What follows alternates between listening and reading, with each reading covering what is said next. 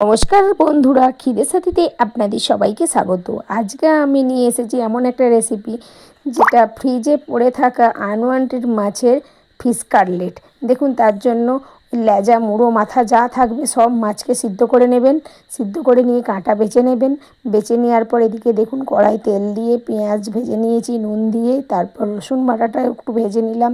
ওপর থেকে আদা বাটা, হলুদ গুঁড়ো, লঙ্কা গুঁড়ো, জিরে গুঁড়ো, ধনে গুঁড়ো দিয়ে একটু জল দিয়ে ভালোভাবে কষিয়ে নিয়ে অল্প একটু আলু সেদ্ধ দিয়ে দিলাম। তার সঙ্গে ওই মাছগুলো দিয়ে দিলাম, দিয়ে একটু নাড়াচাড়া করে ওপর থেকে একটু ভাজা মশলা, তার সঙ্গে আমার যে সিক্রেট মশলাটা করেছিলাম সেই সিক্রেট মশলাটা দিয়ে ভালোভাবে নেড়ে নিয়েছি।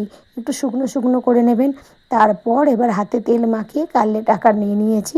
নেওয়ার পর এদিকে ব্রেড ক্রাম্বস আর একটু ময়দা নিয়েছি, তাতে একটু নুন দিয়ে জল দিয়ে ভালোভাবে গুলে নিয়েছি।